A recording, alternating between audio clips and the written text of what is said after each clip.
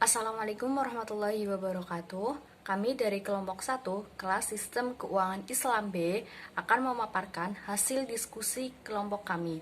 Sebelumnya, saya akan memperkenalkan anggota kelompok kami. Yang pertama, ada Mbak Eva Komaria, kemudian ada Mbak Putri Fitrotul Amna, kemudian ada Mbak Himayatul Lutfa, dan ada saya sendiri, Rita Hadiati. Baik, dalam materi kali ini ada 4 subtema yang akan kami bahas.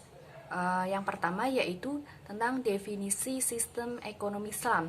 Yang kedua, pandangan dunia tentang ekonomi Islam. Yang ketiga, 3 pilar sistem ekonomi Islam. Dan yang terakhir yaitu keseimbangan ekonomi Islam itu sendiri. Baik, selanjutnya akan saya paparkan materi yang pertama, yaitu definisi dari ekonomi Islam itu sendiri. Ekonomi Islam berasal dari kata al-iqtisad al-islamiyah, yang artinya yaitu ekonomi Islam. Al-iqtisad berasal dari kata qasd, yang artinya mengetahui, mengikuti, maupun bermaksud.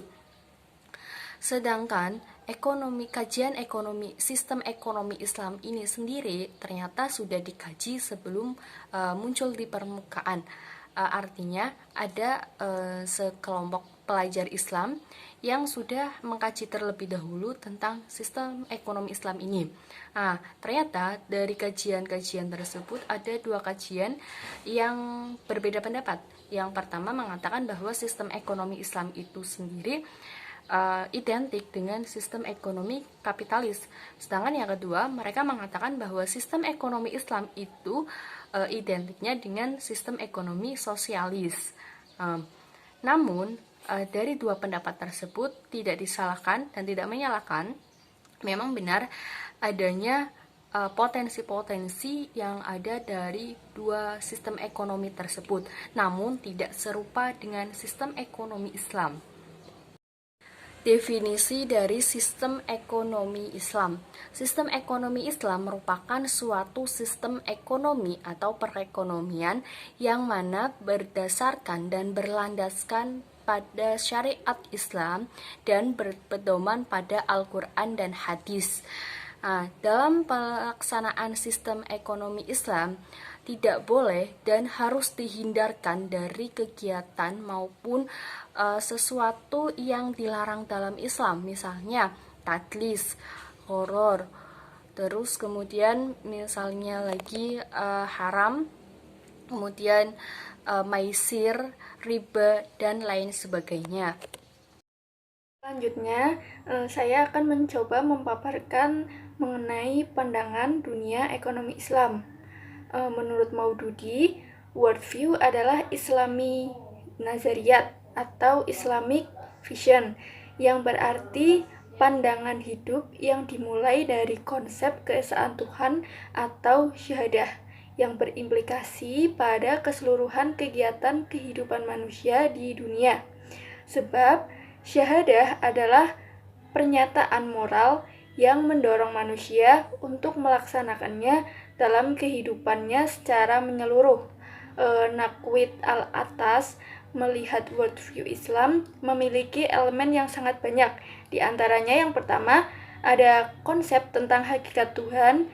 Yang kedua, ada konsep tentang wahyu atau Al-Quran. Yang ketiga, ada konsep tentang penciptaan. Yang keempat, ada konsep tentang hakikat kejiwaan manusia. Yang kelima, ada konsep tentang ilmu. Yang keenam, ada konsep mengenai agama. Yang ketujuh, ada konsep tentang kebebasan. Yang kedelapan, ada konsep tentang nilai dan kebajikan. Dan yang terakhir, ada konsep tentang kebahagiaan dan lain-lain. Selanjutnya, ada 10 abad sebelum orang-orang Eropa menyusun teori-teori mengenai ekonomi, telah diturunkan oleh Allah Subhanahu wa Ta'ala di daerah Arab sebuah analisis mengenai ekonomi yang unggul, yang tidak hanya bermanfaat untuk bangsa Arab saat itu, tetapi juga bermanfaat bagi dunia. Struktur ekonomi yang diturunkan oleh Allah sudah sangat jelas aturan-aturannya dan telah dilaksanakan secara baik oleh umat waktu itu.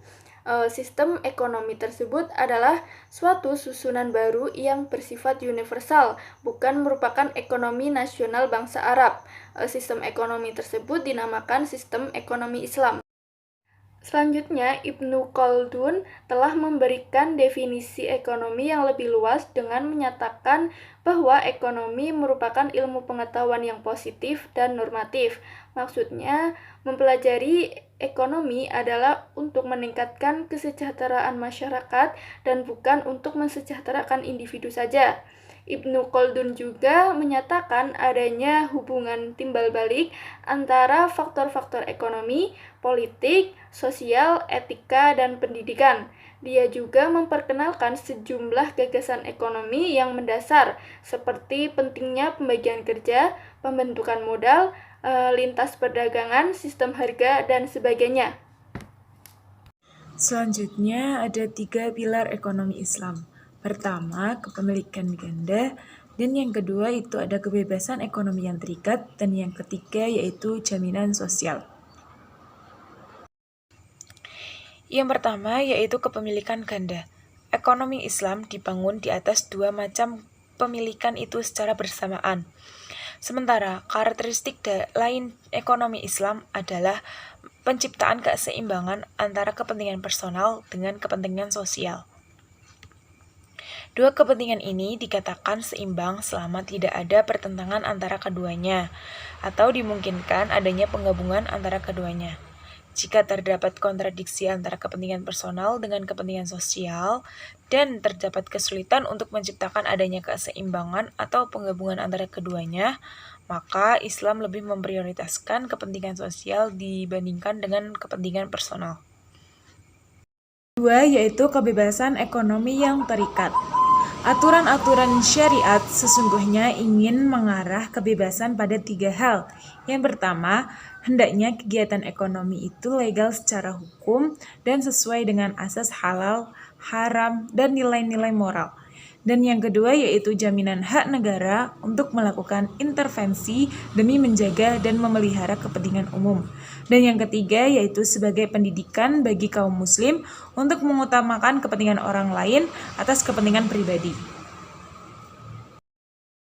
Yang ketiga yaitu jaminan sosial. Salah satu kenyataan yang menunjukkan bahwa masing-masing manusia memiliki perbedaan fisik, karakter jiwa, dan kemampuan intelektual. Mereka juga berbeda dalam hal perolehan kekayaan.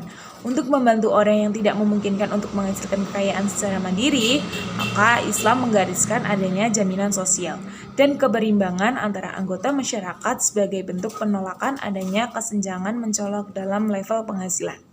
Contohnya, dalam Islam, kita mengenal bahwa dalam harta yang kita miliki terdapat hak orang lain.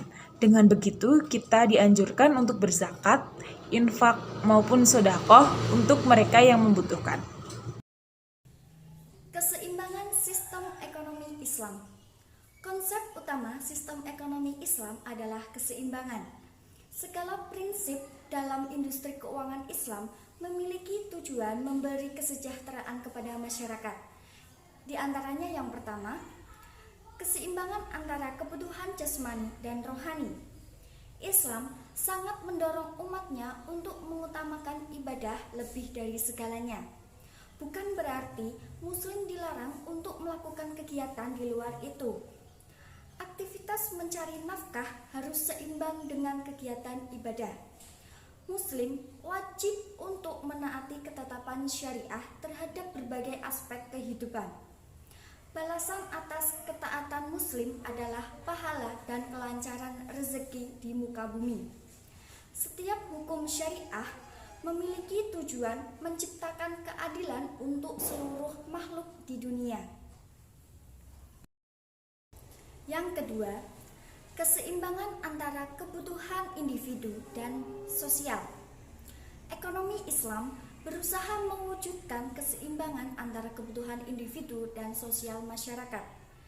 Seorang Muslim diharapkan peduli dengan sesama manusia ketika melakukan aktivitas bekerja atau berbisnis. Keadilan sangat dijunjung dalam ekonomi syariah, karena Setiap manusia memiliki tanggung jawab sosial dengan memanfaatkan hasil bumi secara bijak. Yang ketiga, keseimbangan dalam transaksi murabahah.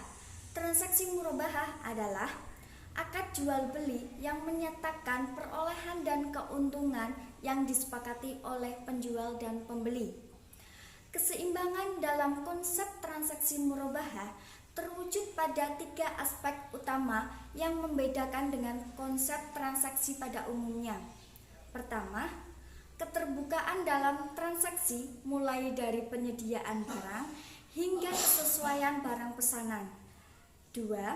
Kejujuran dalam menentukan nilai transaksi mulai dari harga asli barang hingga terjalin kesepakatan nilai keuntungan. 3. Kepercayaan dalam akad transaksi dibangun mulai dari ketersediaan barang hingga pelunasan pembayaran. Dari ketiga aspek tersebut harus diterapkan oleh berbagai pihak sebagai syarat sah transaksi murabahah. Baik, sekian presentasi dari kelompok kami. Apabila ada materi yang akan ditanyakan, boleh silakan tanyakan saja langsung ke grup WhatsApp. Dan mohon maaf apabila ada salah kata maupun kalimat dalam pembuatan video ini. Kurang lebihnya sekian dari kami. Wabillahi taufik walhidayah. Wassalamualaikum warahmatullahi wabarakatuh.